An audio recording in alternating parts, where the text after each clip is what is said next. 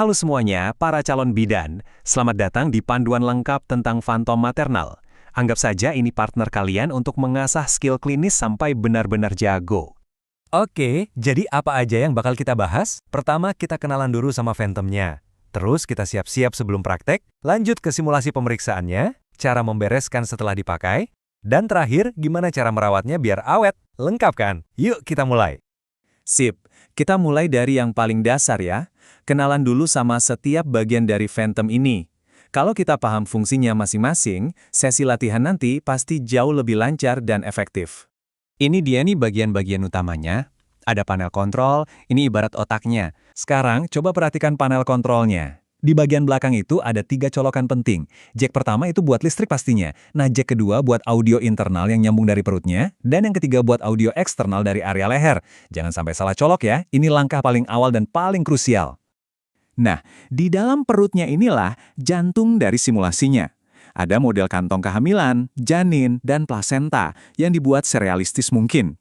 Disinilah kita bakal melatih keterampilan super penting kayak palpasi Leopold buat nentuin posisi janin. Oke, udah kenal kan sama semua komponennya? Sekarang kita lanjut ke bagian persiapan. Yuk kita lihat step by step-nya supaya Phantom ini siap tempur untuk latihan. Setiap langkah ini penting banget dan harus urut ya. Mulai dari taruh Phantom-nya di tempat yang benar, sambungin kabel, cek isinya,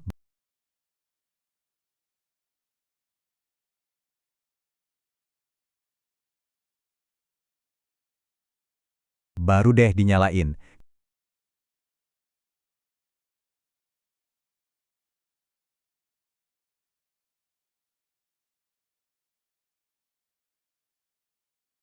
Kalau semua urutannya benar, dijamin simulasi bakal berjalan mulus tanpa gangguan.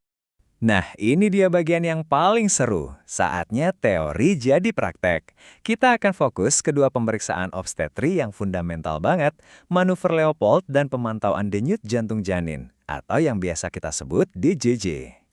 Dengan Phantom ini, kita bisa beneran merasakan kontur janin lewat dinding perutnya, persis kayak ke pasien sungguhan.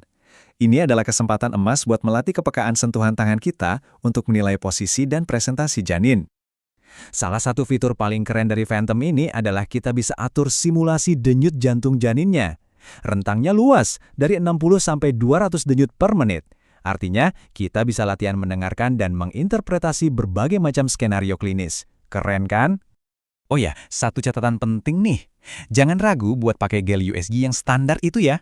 Justru ini dianjurkan. Kenapa? Biar pengalaman kita pas latihan nyari dan dengerin detak jantung janin jadi jauh lebih realistis. Latihan yang hebat itu selalu diakhiri dengan perawatan alat yang hebat juga. Bagian ini sama pentingnya loh, sama prakteknya sendiri. Yuk kita lihat gimana cara membersihkan Phantom dengan benar setelah dipakai. Mengikuti 5 langkah ini bukan cuma soal bersih-bersih loh, ini tentang menjaga investasi alat kita, memastikan Phantom tetap akurat dan siap dipakai sama teman-teman kita selanjutnya. Jadi jangan ada langkah yang terlewat ya.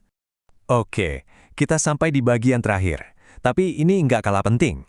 Kita akan bahas soal perawatan jangka panjang biar alat berharga ini tetap dalam kondisi prima untuk waktu yang lama. Kebiasaan-kebiasaan kecil ini dampaknya besar banget. Menggulung kabel dengan benar itu bisa mencegah kerusakan. Dan penggunaan bedak tok secara rutin itu bisa menjaga elastisitas kulit Phantom-nya. Ini cara-cara simple buat memperpanjang umurnya secara signifikan. Mungkin ada yang nanya, kenapa sih harus pakai bedak tok? Nah, ini tuh tips pro. Bedak ini bantu jaga tekstur dan elastisitas kulit Phantom, jadi nggak lengket atau rusak seiring waktu. Dengan begitu, feel realistisnya tetap terjaga. Soal penyimpanan, aturannya gampang banget kok. Intinya, simpan di tempat yang sejuk, kering, jauh dari sinar matahari langsung, dan bahan-bahan kimia. Simple kan? Nah, sekarang kalian udah tahu seluk-beluk Phantom ini dari A sampai Z.